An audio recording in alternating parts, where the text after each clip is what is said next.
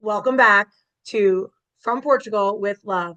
I'm your host, Lauren Covas, chef and first generation Portuguese American, and a passionate fan of all things food, culture, and community.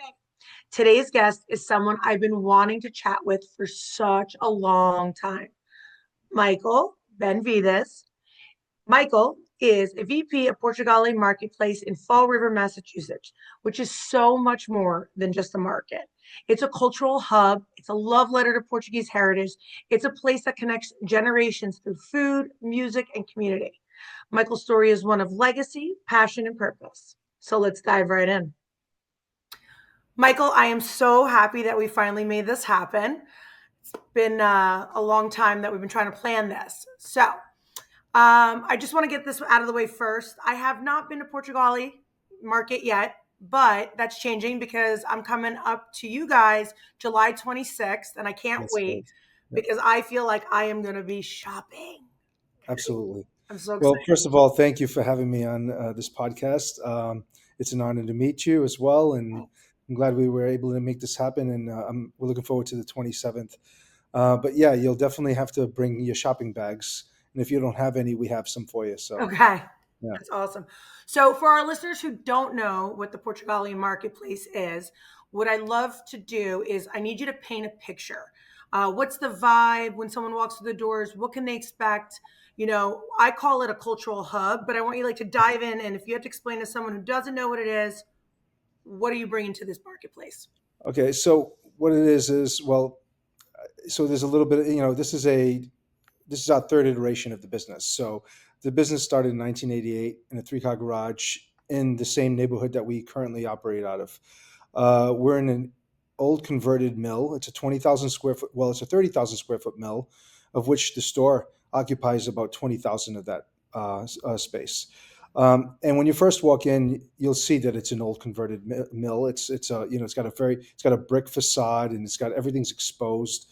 And in the store, you have various departments. So when you walk in, we call that area the plaza, which is technically an outdoor space because we added on a contemporary structure to the existing old facade of the old mill. And it's in this plaza you'll find bulk bins of various Portuguese snacks like fava frita, pumpkin seeds, roasted pumpkin seeds, and dry beans and fruits and vegetables. And then we also have kind of a seasonal display in this entrance. So it's a way of, when people walk into the market, we want to obviously uh, create a positive impression on people, so they walk in and see seasonality essentially. To the left of this plaza, we have our Ponto de Encontro, which is our cafe, which serves pastries, sandwiches, coffee, drinks, soft drinks, that kind of thing.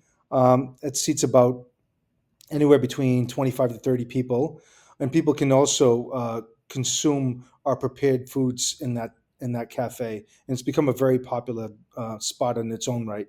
And then beyond that, we have our Caixa de Trig, which is our wine shop, where we have 1,700 SKUs of Portuguese wines, possibly the largest in the U.S.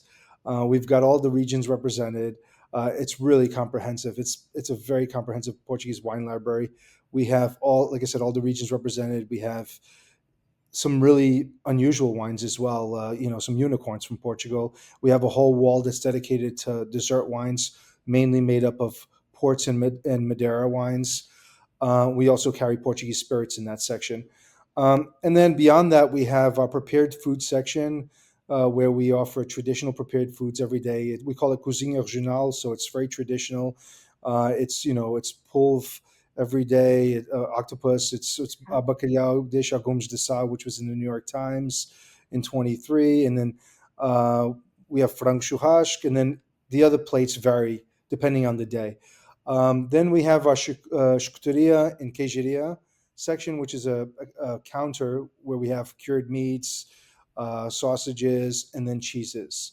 And then beyond that, we have our salt cod room, which has become sort of the most popular room in the business.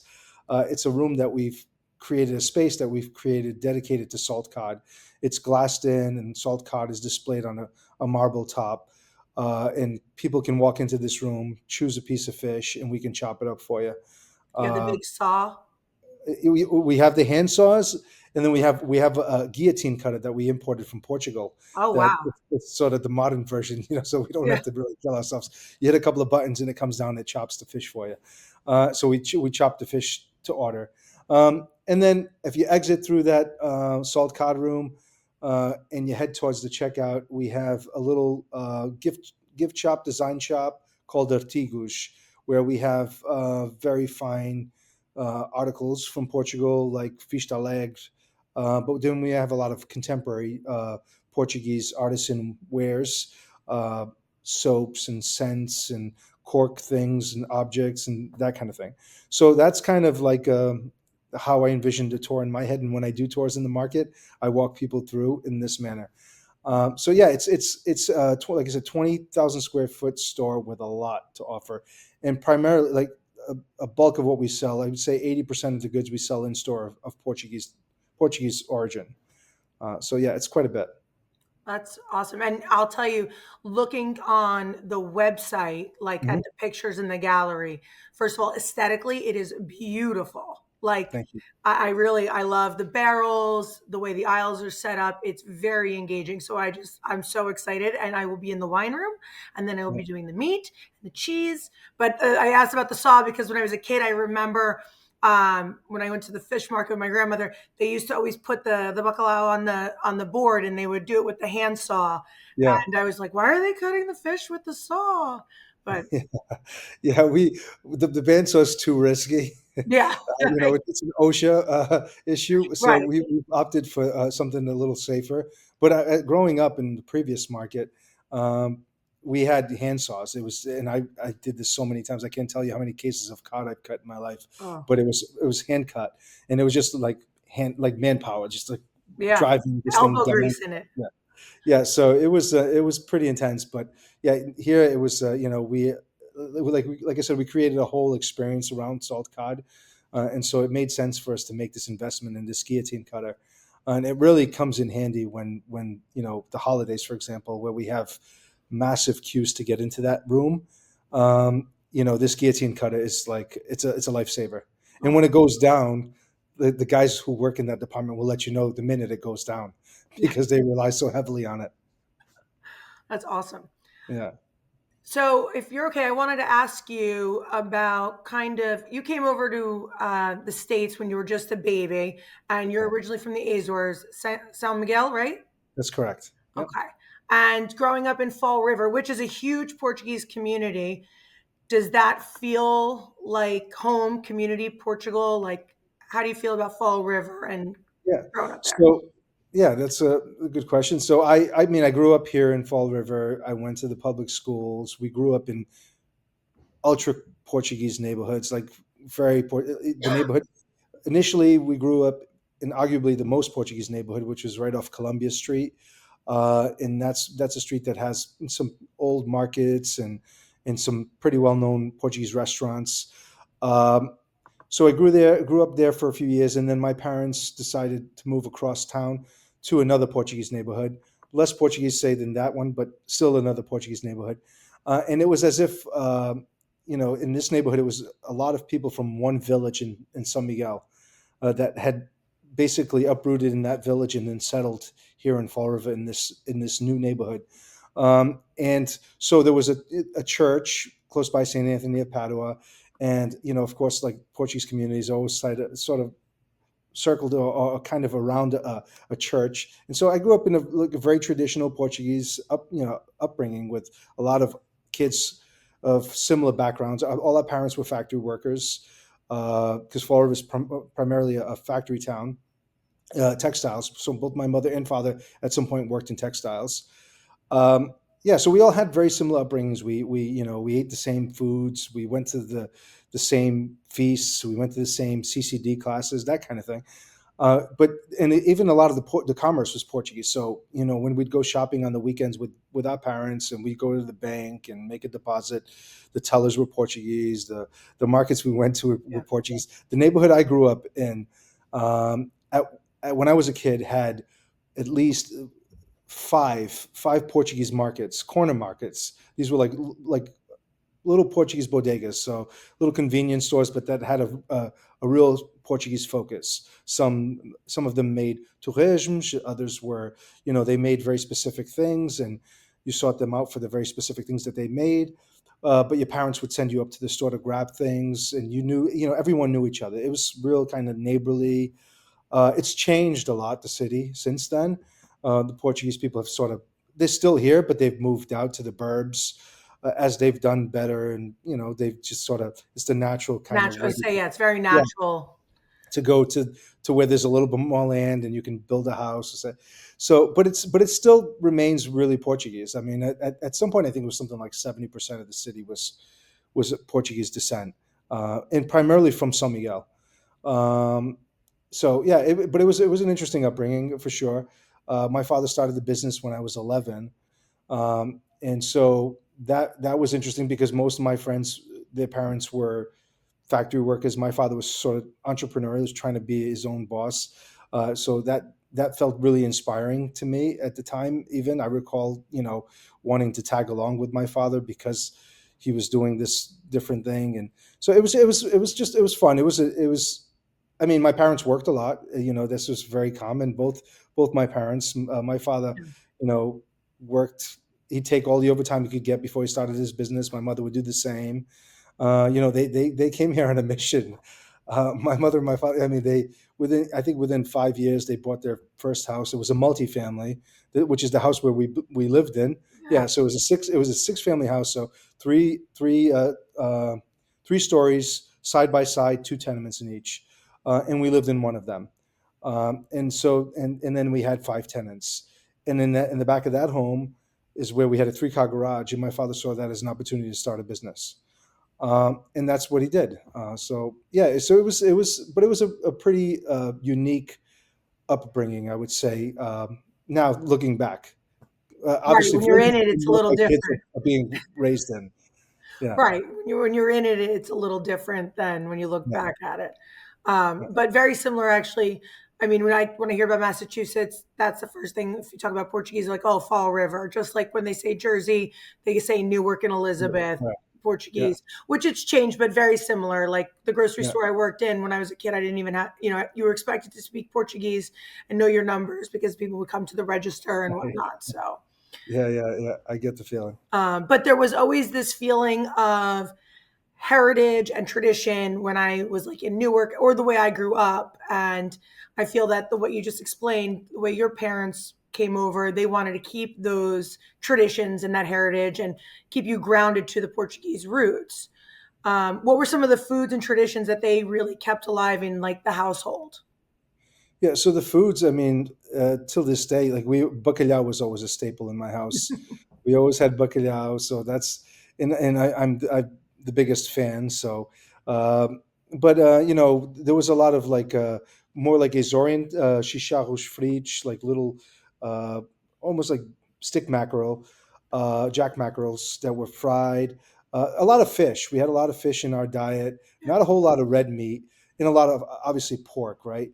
But my mother would also occasionally buy like fresh chickens, and we'd pluck them in the backyard like the real I, discover that I get it. I get it. discovered that there were eggs in them. We'd soak them in the hot water and pluck the chickens, and then you'd have chicken feet and you'd make kanja with the chicken feet. And it was really, and then occasionally my father then would, when he had more time, he'd go fishing with my uncles, and whatever they would bring in the catch. My mother would either fry that fish or bake that fish. Yeah. So, and then festas were always, a lot of like casserole dishes, like a lot of bacalhau dishes. My mother would make pastéis de bacalhau, more like pataniscas de bacalhau than pastéis de bacalhau, but Like more those flat and exactly yeah. flat. Yeah, We do exactly. the quenelle. I do the quenelles. Yeah. Yeah. So she would make those. Those were outstanding. Her feijoada was incredible, and that is like even my kids absolutely adore that. So yeah, a lot of tradition, and she could bake as well. My mother, she could make really, she makes really great sweet bread, and some like traditional Azorian quejadas and things like that that were really great. See, I'm surprised you Yeah. said the feijoada because, like, I view that as like from the north, like from the Uh-huh. mainland and stuff. So where my family's from, like the winter and stuff like that, that's something I look forward to. I Yeah. mean, I think I have a story in my cookbook that for my recipe for the feijoada, Mhm. I was turning 14 years old and we were having all the family over, and my mom's like, "Well, what do you guys want to make?" I was like, "I really want feijoada." Like, I was the only 14-year-old I think that would request that for her birthday, and Yeah. this Yeah. big panella was like cooked downstairs in the stove and was probably one of my favorites. So It I love. is. It's great. No, and it's. I mean, in the Azores we do it, but it's. I've had it from the mainland and the north as well, and it has. You guys have a lot more cuts of pork in there, Yes. uh, and my mother's version was a little more simplified. Didn't have all those cuts, maybe because we didn't want like the pig ears and that kind of thing. Yeah. But it was delicious no matter what. I mean, it was incredible. It's incredible. In fact, she still makes it, so it's super good. There Yeah, is so something to be said about mom's cooking. yeah, definitely. And then we have, my grandmother lived next door to us. So again, this six-family house where we had, and then my aunt and uncle lived on the second floor of that house. But my grandmother lived next door, so it was basically like an open door between my door and her door. We would just run across, the aisle, and not the aisle, but in the entryway. We just open our door, go into her house anytime. It was just, and vice versa.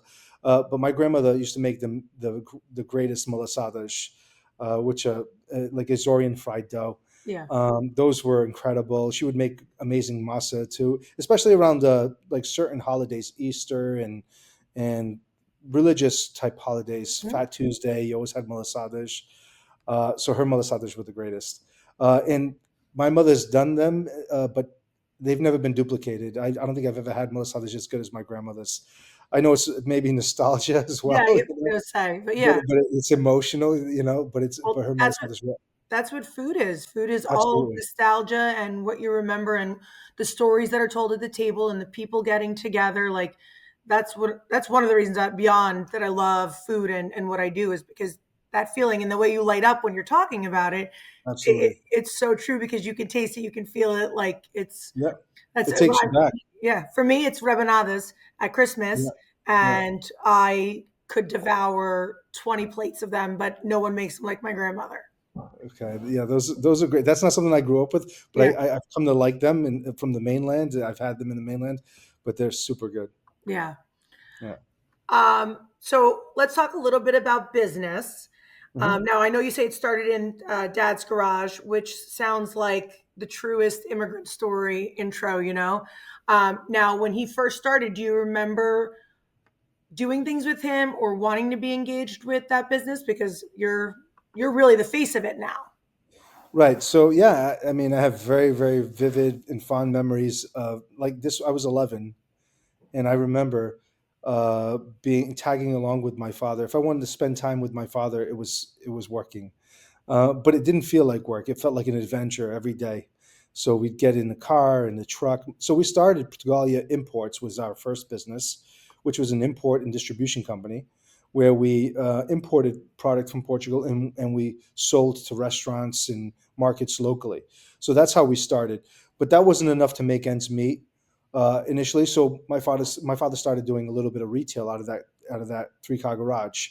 Questionably whether it was legal or not, but but it was just like we were selling bulk, so it was people coming to us and saying, "Hey, can I buy a case of codfish? Can I buy a case of azeit, olive oil?" So that was the business model we had. So we were kind of like a very, very, very micro BJ's Costco of Portuguese products. In the garage. Yeah, exactly, in the garage, and we weren't selling necessarily units. We were interested in selling you a case. Um, and that's how the business started. But again, I have very fond memories of that time. Initially, also we went a lot to Jersey when I was a kid because my father started developing relationships with other people in the business.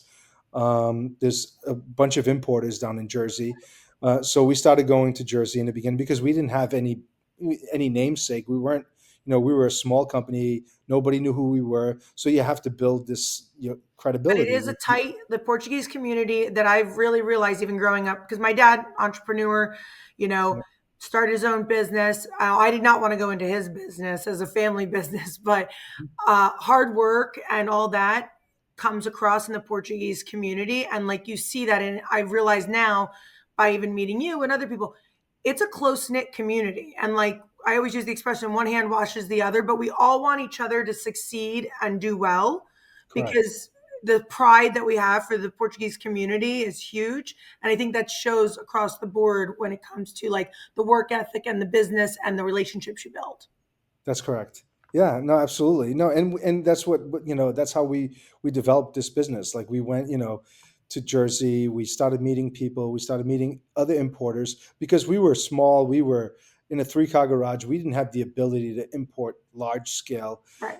So we started like establishing these relationships, made good friends along the way. And I would recall as a kid in my summer vacations jumping in the truck with my father. Then we didn't even have our own vehicle, our own trucks. We would jump in a rider truck, a rental, drive down to Jersey early in the morning, 4 or 5 in the morning, be down there by 7, 8 in the morning, load up the truck. My father would spend hours with these folks doing business, conversating. I was just there kicking tires, as a kid, just Getting kind in of bored out trouble. of my mind. Okay, are we done yet? But that was some of the most, informative years. Like, that was without me knowing mentorship. It was me sort of observing and watching my father conduct business. And later on in life, you realize that has a significant impact on me growing up and me wanting to be involved in the business and wanting to do so. I've been there at every phase of the business. I saw that struggle. I saw this, getting lost and looking at like road atlases in Newark, trying to find a warehouse that's on this random street because there was no GPS at the time. Right. It's the map would come Yeah. out and And then we would do all this before like 11 11 in the morning usually because we'd have to be back on the road because my father had to punch in at the time. He had to punch in a clock at 3 o'clock because he worked second shift in the factory, right? So this was the example I had. It yeah. was we're in New Jersey at the crack of dawn. We're doing business. We're back here. We're unloading the truck, and my father's getting getting changed a change of clothing, going off to his second job, working from 3 to 11 in that second job, getting at home at 11, a little after 11, beat, exhausted from a very long day. And he would do this like it's unbelievable. Like I'd say to myself, like thinking about it now, it was like Superman. Like Yeah. he would work two jobs, like 80-hour weeks, and he did that for years and years and years. So I witnessed this, I saw this, and it was amazing to see. It obviously left a big impression on me, and then that the business as the business evolved, I felt I never felt pressure to go into the business, but I felt like uh, this is my heritage. This is there's been so much blood, sweat, and tears poured into this place. You're part of it. Uh, yeah, and so my summers were spent working in the business. After school was spent working in the business. Same goes through high school. My high school years were the same way. While my friends were at the beach, oftentimes I was, driving around, delivering things, taking orders, servicing customers. And then I went to college, and that same thing. I was a commuter. I went to Johnson and Wales, not for culinary, but for business management. And I would commute. I'd come back and work a shift at the business. And then when I graduated from college, I went to work in a business. Again, this to say that yeah, I had to if I wanted to spend any time with my father, it was tagging along in the business, but it felt to me like an adventure. Like every day was a different day, and that's I think entrepreneurship in a way. Like you're always going to uh, uh, encounter different things on any given day, and it's how you deal with those things on any given day because everything was new. Everything was new for him. He'd never owned a business before, so he was starting from scratch.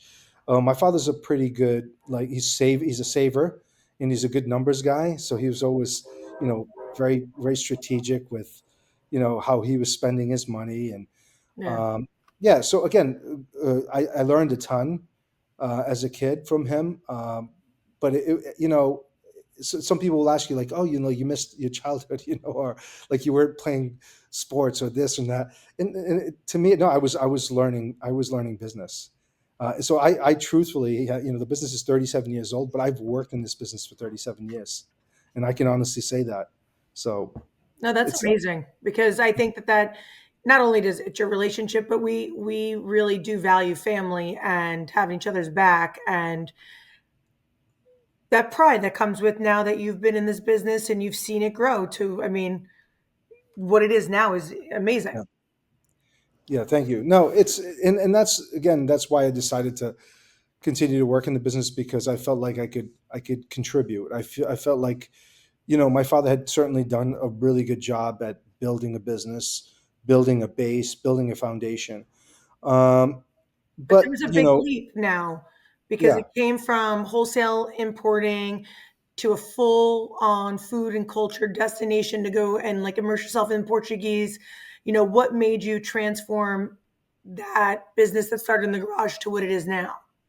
yeah. So that's again, like I'm a person who's very inspired by. Well, I love to travel, so that's a huge inspiration for me. Um, and I started traveling to Portugal probably when I was like, I had been as a kid to the Azores a few times with my parents, but I started traveling to the Azores with more regular to the mainland with more regularity when I was say 18.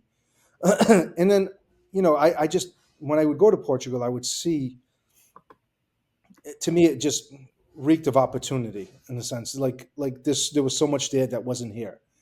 And how can I started seeing how things, the concepts, and various business models. And then in that time, I also got married. I got married when I was 23, almost 24, so I got married pretty young. My in-laws are from the south of France. So my wife is American born, but my in-laws are French immigrants. And I traveled a few times to France with my in-laws as well. And I would, and again, I'd become very inspired by the markets I saw in France, and in food and the culture, and how important food was in their culture as well.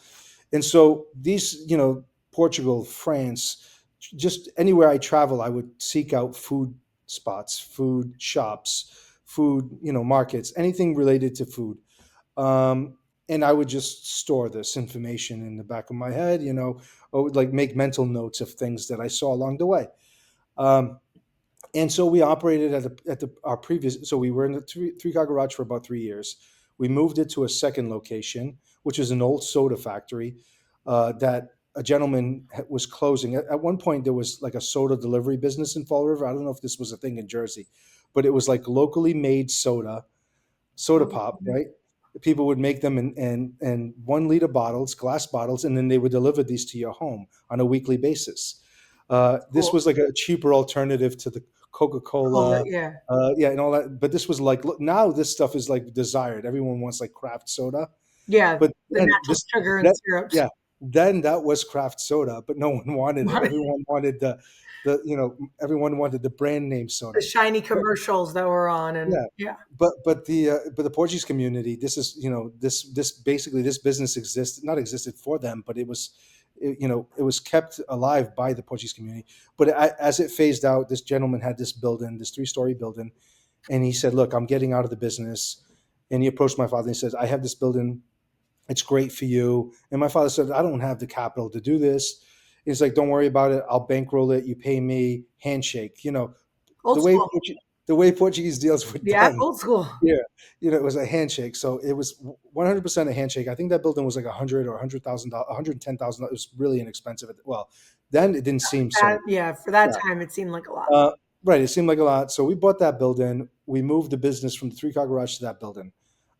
We operated in that building, but that building was on a weird one-way street, but it had a couple of properties in front of it that led to a main street, Bedford Street. So over time, we acquired those properties, leveled those properties, and then bought ourselves an access point from that main street. And then that's where our business really started to flourish. The retail market, even at that location, started to turn into something. Now it wasn't a retail market in the conventional sense. It was still very much this automazan concept, warehouse concept. It looked very much like a warehouse. Didn't look like a storefront.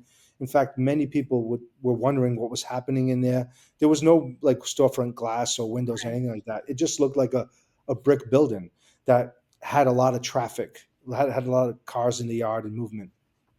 So we had a very successful run there. We ran that place for about 20 some odd years. And then, uh, we were looking for expansion opportunities. At this point, I'm pestering my father almost on a regular basis about expanding. We need to expand. We need to, this was years after I had graduated from college. I'm saying we need to expand. And so we're looking at how are we going to expand. So at this point we had two options. We could either become a bigger wholesaler, importer, wholesaler, distributor, or we could go into retail. So we looked at a couple of options in both ends of the business, and we decided to go the retail route. And the reason why we chose the retail route was that this building that we're in had sat abandoned for a couple of years, 2 to 3 years. Initially, when we looked at it, it was way out of reach in terms of what they wanted for it, the realtor. But it sat dormant for 2 years, 3 years. So they had no choice but to drop the price on it. Then it became attractive to us.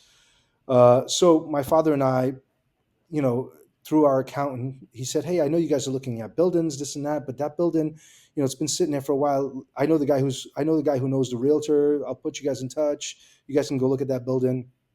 I think you can get it for a much better price than what they're currently asking." So we came to look at it, and when my father and I walked through the building, we couldn't like it was hard for us to contain the excitement. We had to kind of, like nudge each other, like when Like everyone was don't show you want it too yeah, much. Don't exactly. let them know you want Right, it. exactly. So we had to be like, because I knew as soon as I walked in this building, it was a perfect fit That's for what awesome. we were doing.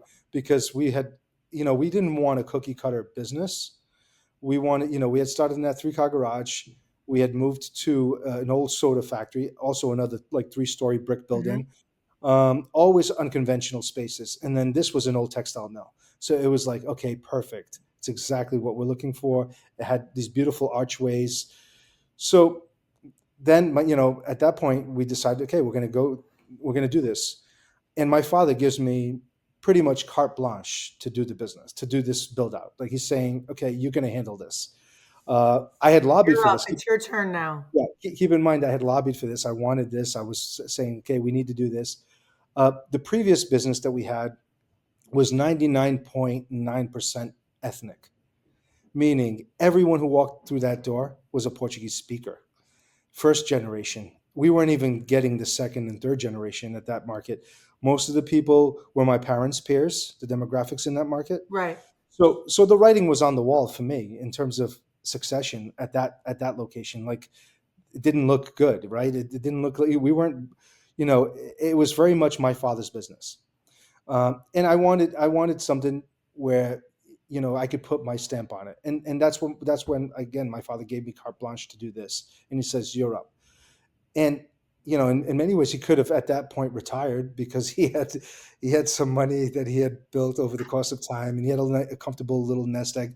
But he financed a big chunk of this business, and then of course we got some bank financing. But that just showed that he had a lot of faith in my ability to do this. And keep in mind, I had never done anything like this. I mean, in terms of a remodel project, the only thing I had ever done was a kitchen in my house. Okay. Now we're talking about building out a whole building that's 20,000 square feet with multiple kitchens and a cafe concept and this and that and the other thing. Of course, we had builders involved, contractors Right. involved, but I had to be I was very involved, far more involved than I expected to be in that process to get exactly what I wanted. Uh, But so your concept here is a little bit more modern, and I say this with like all the respect, but like Mhm. Portuguese people sometimes are set in their ways and very traditional and kind of little old world. So getting them to come into this more progressive, this more up to date, newer Yep, vibe, dude, that's a big risk. Like you're it was. changing this concept that comfortability. Like, we have the markets here too, but if when things change, Yeah, people aren't open to it. I'm surprised. Like, I love that your father was like, no, go. I want you yeah. to have your vision, but it's, business, and it's a chance, a big risk to take. Yeah, yeah, absolutely. No, don't get me wrong. I mean, I felt it. I felt the pressure because it was like, okay, keep in mind, we went from a 4,000 square foot store to a 20,000 square foot store overnight. We closed up our old market on a Wednesday. We opened up the new market on a Thursday. Wow. So if you went to the old market on that Thursday, you saw a sign on the door that says, "We're no longer here. Go visit us at the new location." So, and if you walk into the new market, just on scale alone, you run the risk of like losing some people. Some of the Really? old ladies Right. who can, when they walk into the old market, they could scan the room in one like glance. Now here there were like there was a lot going on, so we had to make sure if there was any gripe ever throughout the process. It was never a gripe. My father and I always had a really good understanding. But if there was any, thing, he was very protective of his base, my father, and I knew that, and I knew that as well. Like I didn't want to shoot myself in the foot. I knew that we had to bring over the base. The base was essential. The base had was the reason why we were able to do what we were going Right. to do. The fundamental. Without them, we don't exist. Right. So this investment happens based on the confidence that we have with the base. And you've built a Uh, strong relationship with those clients that have repeatedly been patrons and invested and wanted to be there. So you're going to turn that over to the next phase. exactly, 100%. And so, and my father he had done so much good work with building this space. My father's a people person. He really connects with his customers, and he's treated them really well over the course of 25 years. He prides himself tremendously on during that 25-year run, never spending a cent on advertising because it That's was something to be all said word of for that. mouth. It was all treat Lauren really well, and then Lauren's going to bring her friends, and then her friends, and her cousins, and her aunts, and this and that, and that's how that business was built. It's Like true. a Yeah. whole lot of FaceTime before FaceTime. It was just spending time with customers and addressing their needs, and so that's what he did. Well, he And it built was trust with them. If he exactly said to them, "You got to go get this because it's so good," and that, well, of course I do, because he says, the trust that he built in that relationship is where, and at the end of the day, these are the things that people are buying, they're bringing into their homes, they're feeding their families, they're incorporating them in their holidays. If it's from a platter to some bacalhau, yeah. it's what you're bringing into your house. So he built that trust, which is amazing. Exactly. That's exactly what he did. I mean, so these customers, he had, these were our customers, and they knew me as well. Of course, they knew because I always, like I said, I always worked in the business, so I was always behind the counter. I was here, I was there, so I wasn't a stranger to them. So this didn't feel like really disruptive, Yeah, no, but you built the community. yeah, but what we did was when we opened up the market, my father, my father was at the door. He was the Walmart greeter at Portugalia. He was going to make sure that his customers knew it wasn't his kid running wild, right? He was there to kind of ease them in and, and and show them around. Like he was giving personal tour after personal tour after personal tour. This is where you get your cheese now. This is where you get your salt cod. Oh, look, now we have a cafe. We didn't have that at the previous market. Oh, look, we have wines. We didn't have that at the previous market. We also have prepared foods. We didn't have that at the previous market. So he was walking around basically, introducing people to the new market. And I was doing some part of that as well.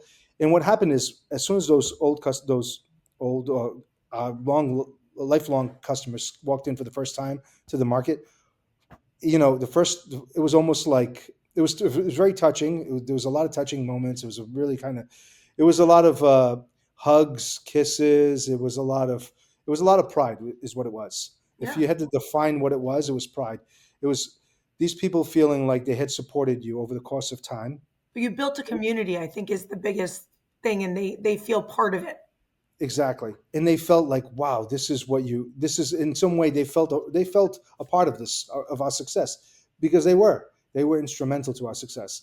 So but they felt it in a way like emotionally. So they walk into space, and the space has a lot of, thematically, the space has a lot of Portuguese themes and the music and the sounds and the scents, and intentionally so.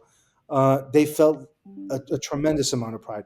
So what happens is within a day or two or three, they're bringing in their children. They're that second generation, they're bringing them to the market, and this, they're going home and they're saying, "Hey, you guys got to go check out Portugalia." And the kids are saying, "No, I've been there before. That place smells like fish or whatever." To this market, and no, and then now they're bringing their kids and their grandkids, and then that second generation becomes very like reconnected to their roots. Like, wow, I had no idea that Portugal had all this to offer, because we opened up this market. Our previous market again was small.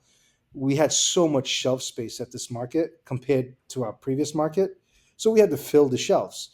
Now, keep in mind we're importers, so what we did was we doubled down and tripled down on a lot of the categories that Portugal is known for, right? So we built this really big and beautiful wine section, where most of the Portuguese wines available at the time, you'd walk into a wine shop, and there was, even if it was a Portuguese wine shop, there was a little section. It wasn't a very big section. No, we went Or out and no education about it. right. We went out and we sourced as many Portuguese wines as we could, and we loaded the shelves. So we did the same thing with tin fish. We did the same thing with olive oil. If you went again to previous markets, you would walk in, there was maybe four different brands of olive oil. Soloio, Andreina, the usual Yeah. suspects. No, we were like, yes, we have those four, and those four are prominently displayed, but then we have so much more. So we just, people walked in, and then, and then we were showing different tiers of Portugal as well.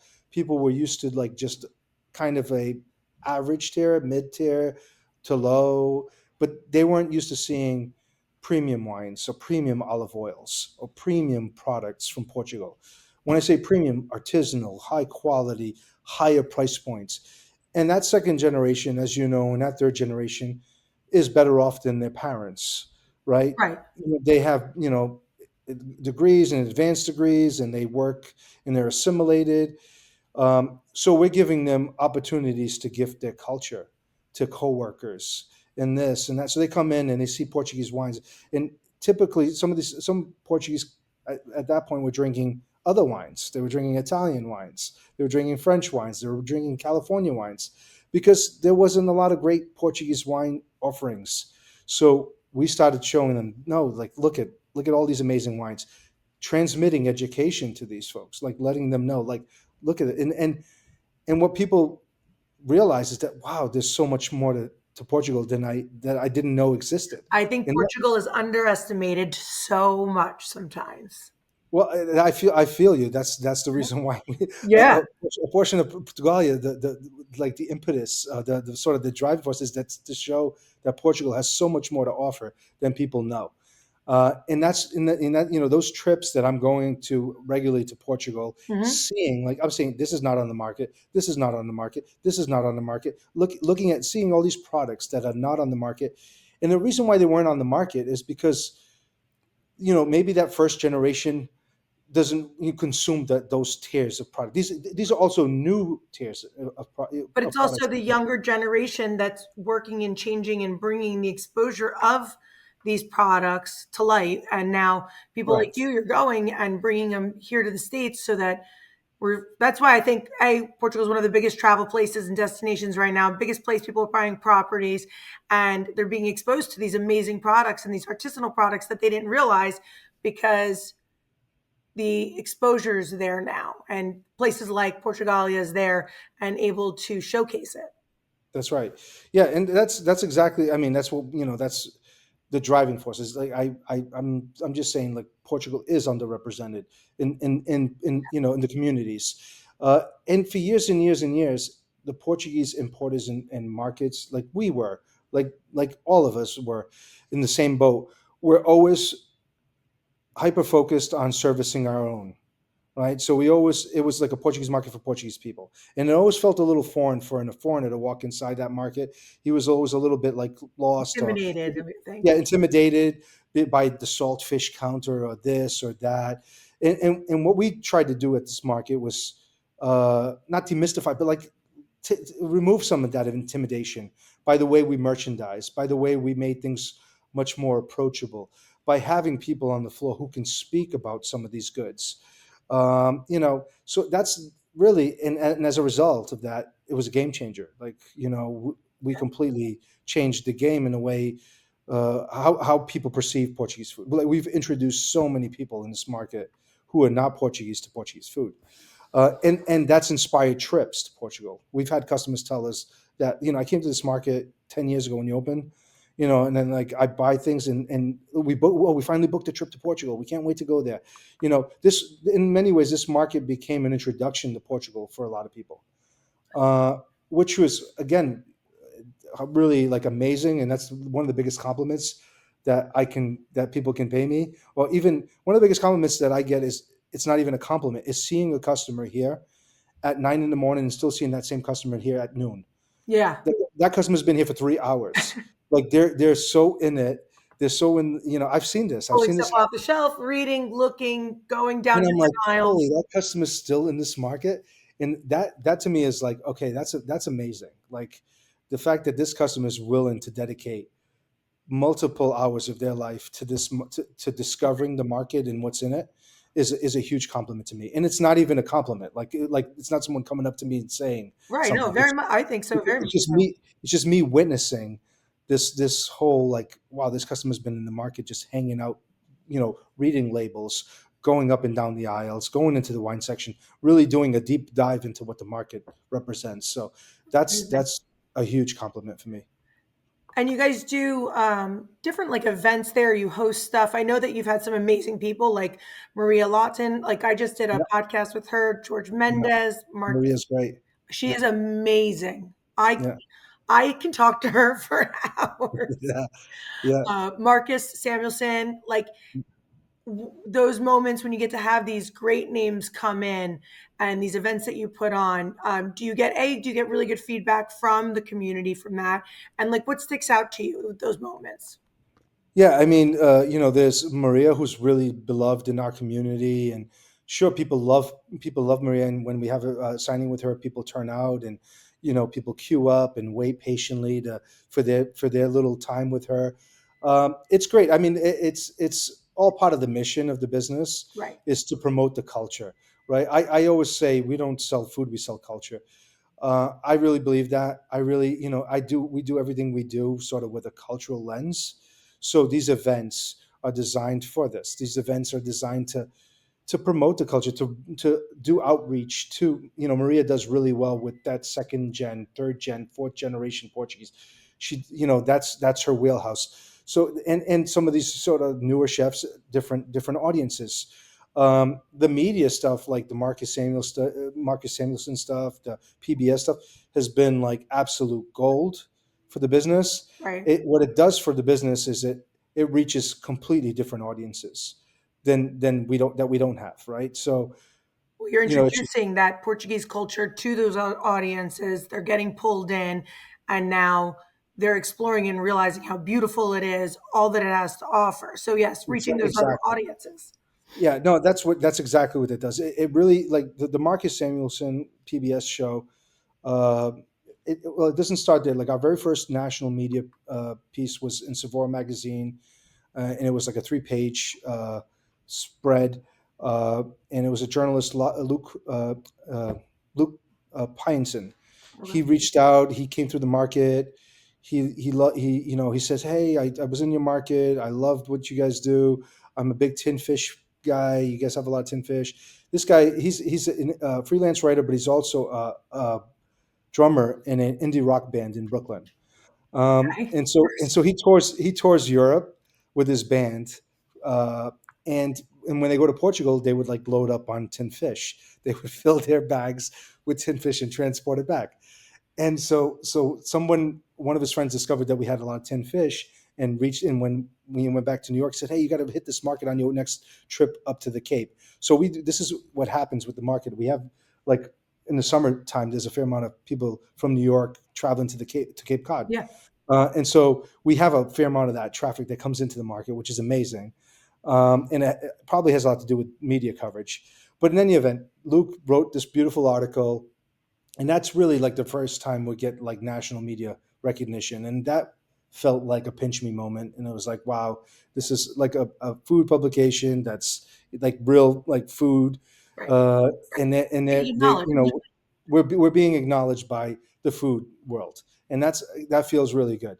uh and I really believe that is what is the reason why when PBS is then scouting for the No Passport Required show, they come across that article because that article really helps your SEO on your Oh, Google where you come up and stuff. So they found us and they reached out and said, "Hey, we're shooting this segment and Marcus and so on." So and I said, "Okay, yeah, absolutely." I knew who Marcus was.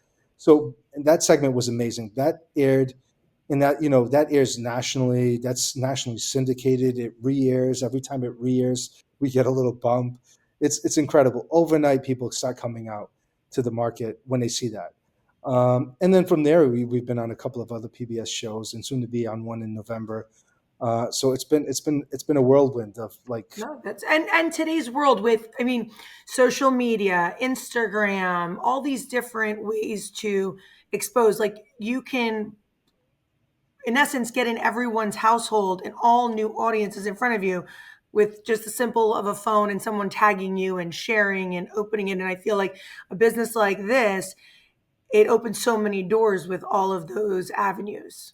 yeah, no, definitely. I mean, we're definitely a recipient of like social media and all this national media coverage, and then also we're benefiting from the fact that Portugal is a destination as well. You And know, curiosity. I think that people have more curiosity now about yeah, the culture. more so than ever, because Portugal's so topical now, right? Like people, it's so conversational. People, their kids are studying abroad, or there's or their neighbor went, or their coworker went to Portugal, or their boss went to Portugal. Someone's going to Yeah. Portugal. You survey a room right now, but this wasn't the case 10 years ago. You know what I mean? Arguably, like, not at all. Like quite the Oh, opposite. Like no. if you survey a room 10 years ago, and you say, people would think Portugal's a province of Spain, which is we've heard this dozens of But times. you're Spanish. No, Yeah, Portuguese. yeah. Right. So, but now it's so and this is like I don't want to plug here, but Yeah. I think the access to Portugal has never been greater. Like TAP flying from all the hubs that it has Yeah. is really helping. Obviously, Americans get to Portugal. There's now flights from Boston, Chicago, New York, Everywhere. Yeah. Newark, Oh, everywhere. Washington D.C., Miami, Los Angeles, San Francisco, Chicago. That level of access to Portugal is a game changer. It puts Portugal on people's radar because before you had to connect either through Jersey or Boston to get to Portugal. Right. Now you can go direct, and that access I think really changed the game for Portugal as a destination for Americans, and then Americans go there again. Beautiful country. It exceeds expectations. I Mhm. think I always say Portugal exceeds expectations. You go there with maybe limited expectations or some expectations, and then it exceeds your expectations. They also did that stopover program that I think was very influential. They took a page out of the Iceland playbook where they convinced flyers on their way to Portugal on their way to somewhere else, say because TAP has a pretty extensive network in Europe, to stop in Portugal for 3 to 4 days with no additional fees. And so what happens is you get a taste of Portugal, for 3 days, Right. and then you realize like there's so much more to discover. All you got was a sampling of Portugal in 3 days, and now you come back and you say, "I wish I would have spent more You time in want more. Portugal." You want to go and explore. And there's so much to explore. You can do from the south to the north to the Azores. Like there's a little bit of everything for everyone. Yeah. So the marketing in Portugal has gotten significantly better. They now understand how to market themselves far greater than they ever have in the past. Visit Portugal has done a great job. So all these entities are playing a pretty significant role. We play a role as well. You, as an ambassador of the food, play a significant role. So yeah, we have there's a few of us now, quite a few of us Yes. now. So there's and it didn't exist. This didn't have this wasn't the case 10, 15 years ago. No, not at Never all. mind, never mind 20 years ago. There was no representation, very limited representation. So yeah, so we're certainly in a much better place now. And I feel that, so when I wrote my cookbook, it's all my mom and my grandmother's, the food I grew up on. But the way you just said that, I tried to modernize it a little bit. And it's something me and Maria talked about was, she's like, I wanted to stay completely traditional. And I said, well, the problem was for me, my generation now, of people that I'm trying to introduce kind of shy away from some of the old traditional stuff. So if I give it a more spin or approachable way, then it's going to be integrated and they're going to start to get a little taste of things. Then they're going to explore more. Then they're going to, when they want to travel there. And yes, you're right. These companies that are coming out and bringing such recognition to the country, like we're working with Sagas Vacations Hmm. and we're going to do a trip in October. And the thing is, I said, this is amazing because you're trying to pull people in and you're building that community to travel over there and you're getting the second, the third, the fourth generation business owners that want people to know about the Portuguese involved. Yeah. No, again, travel has been, it's really, what happened to, say, other cultures, Italy and Spain most recently. A lot of people went to Spain over the last 20 years or so, Right. Barcelona, and that really bumped up their Spanish food cuisine because, the gastronomy really blew up in America, right? So there's Spanish restaurants everywhere, and I feel like, now it's our turn. But in years past, it was, Americans who wanted a little bit of culture, wanted a little bit of, they would go to Italy, they would go to France. Now Portugal is the place that everyone wants to go, and we're seeing like genuine fans of Portugal. We're seeing Americans who come into the market who are super fans of Portugal, who know in some cases more about Portugal than you and I, and we're Right. Portuguese. They visited this and they visited that, and they have, they're coming with cell phones loaded with photos of quintas they went to and things that they did and experiences that they had, and it's all good. It's like the enthusiasm is high, and that's good. And we just have to keep it. We have to Oh, keep it going. 100%. Yeah. So with that, let me ask you, anything next with Portugalia? Any Well, more growth? I mean, your story is definitely all about growth and going and yeah. being bigger and better. Well, certainly, like we're growth minded, but we want to be sort of, uh, conscious. Like we want to do it responsibly. Our e-commerce has really, performed well, and we want to continue to do that. So we're working at expanding our offerings there and having better conditions to do more fulfillment with that end of the business. But who knows what the future holds? But I mean, definitely want to, grow the brand. I think this opportunity to do so. Uh, like I said, Portugal is it's it's still hot. It's still very hot. I don't see the fever going away anytime soon. As long as we can maintain that and we can play a role in that. Okay. Uh, yeah, but we're definitely got some things up our sleeves that we're working on. But for now, I don't want to Oh, disclose no worries. anything I'll listen. specifically. But I'll be there in July and I'll keep poking. So it's all right. yeah, yeah, and Uh, we're looking forward to having you. It's going to be I'm a good so time. excited. Yeah, yeah. So something I like to do and we've done is a little quick fire round, if you don't mind. Okay. Just around five different little questions, and it's the first thing that comes off the top of your head. Yeah. What is your favorite Portuguese dish? Bacalhau for sure. Any way, Any version certain of it. because But, well, so bacalhau alegredo, like grilled, mhm. simple bacalhau. I love that. That's one of my personal favorites. I like one of mine is the con potato muru, and Yes, that's yeah. because I love And pepper salad, and I think that with the big chunks of garlic, it's perfect. that's yeah. Most underrated Portuguese ingredient. Most underrated Portuguese ingredient. Oof, that's a tough one. Um, I know it's supposed to be like a fire round, No, you're good. but I think, I mean, our olive oils are appreciated, but I still think they're underappreciated. I think that I've never tasted better olive oils, and I've That's tasted agreed. panels of olive oil. So I think that's still one of those ingredients and we convert a lot of people to Portuguese olive oils. So I would say olive oil. Yeah, that would be mine as well. And it's funny because in the States I feel like you get Italian and Greek and like Yeah, I'm like, have you had Portuguese olive oil? I'm like, right. you could drink it. It's so good. And anyone who does, it's like, oh wow, this is Oh yeah, amazing. they So can definitely. Best time of year to visit Portugal? I really like the fall, Me too. September, October harvest. I've been to a few wine harvests Yes, that are exceptional, the and the weather's Benevides. always perfect. It's the perfect weather because it's not too hot. The summers are Yeah, beautiful. Don't get me wrong, but yeah, they're very crowded. Exactly. summers, but I love the fall as well. Top selling product at the marketplace. Um, I would say we sell a lot of cured meats and cheese and wines. So it's top three. Okay, like the old Those three, charcuterie board. yeah, those three categories are really our top performing categories.